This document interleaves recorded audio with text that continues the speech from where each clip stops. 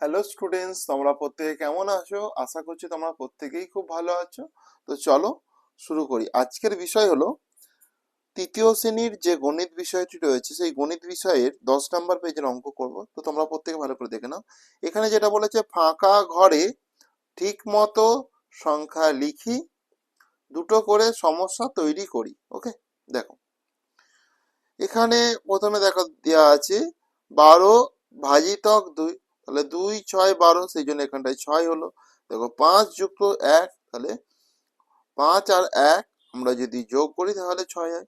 বিষয়টা দেখো কিভাবে, দেখো গল্প লেখা বা সমস্যা তৈরি করেছি সেটা দেখে নাও ভালো করে, বা তৈরি করা আছে এখানে। দেখো কাকা 12টি লিচু দুজনকে সমান ভাগে ভাগ করে দিল। দেখো 12টা লিচু 2 দিয়ে ভাগ করেছে, মানে ভাইজাক 2 আছে, মানে দুইজনকে সমান ভাগে ভাগ করে দিয়েছে। তাহলে প্রত্যেকে কটা করে পাবে? দেখো 6টা করেই পাবে।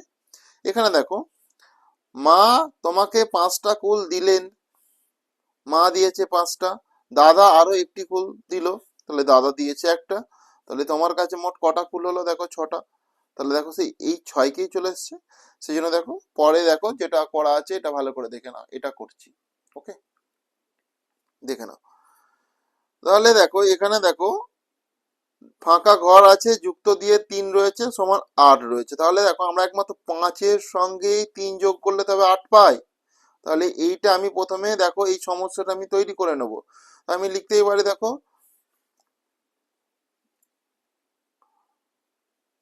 বাবা তোমাকে 5টি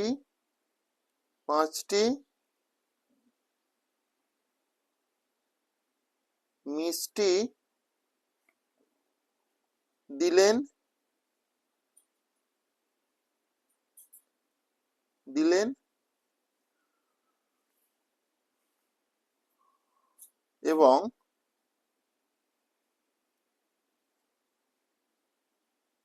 মা আরো 3টি মিষ্টি দিল। আরো 3 রয়েছে, 3টি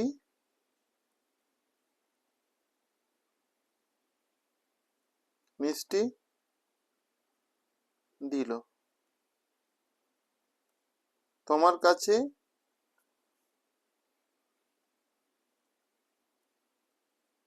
তোমার কাছে মোট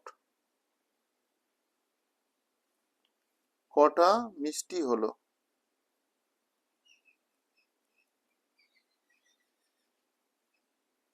মিষ্টি হলো, ব্যাস প্রথম গল্পটা আমার তৈরি হয়ে গেল। দেখো 4-এর সঙ্গে যদি আমি 2 গুণ করি, 4 2 8 হয়ে যায়।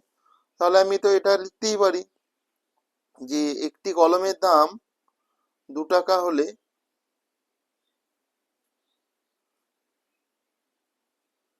একটি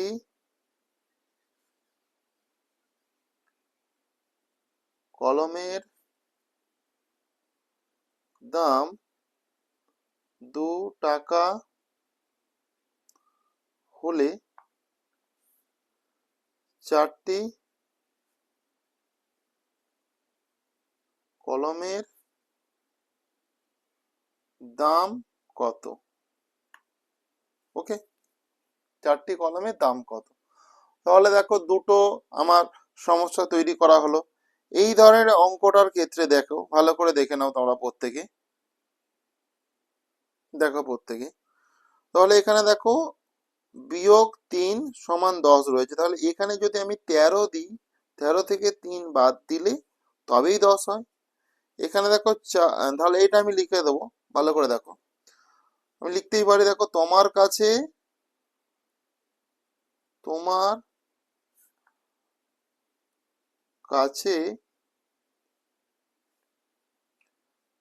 13টি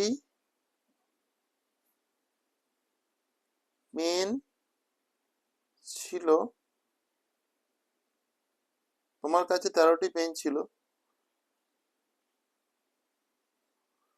তুমি 3টে হারিয়ে ফেলেছো। তুমি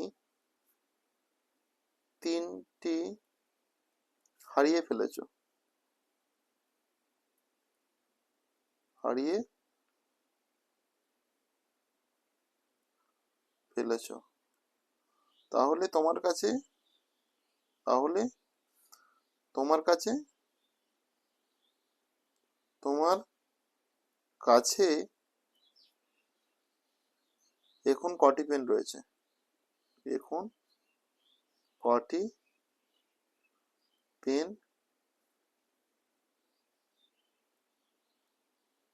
রয়েছে? ওকে, এরপরে দেখো, আমি দেখো 4-এর সঙ্গে যদি 6 যোগ করি তবেই 10 হয়, হয়তো? তাহলে দেখো, আমি লিখতেই পারি তোমার কাছে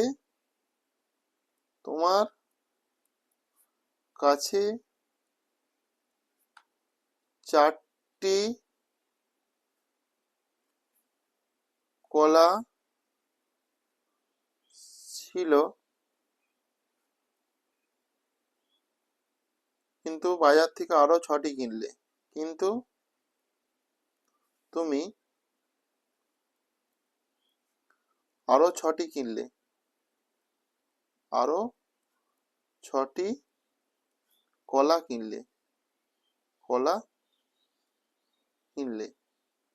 এখন তোমার কাছে কটি কলা রয়েছে? এখন তোমার কাছে কটি কলা আছে? ওকে, তাহলে এই পার্টটুকু হয়ে গেল তোমাদের। দেখো, এরপর আমি তোমাদের এই ছকটা করাবো, প্রত্যেকে ভালো করে দেখো এই ছকটা কিভাবে করাচ্ছি।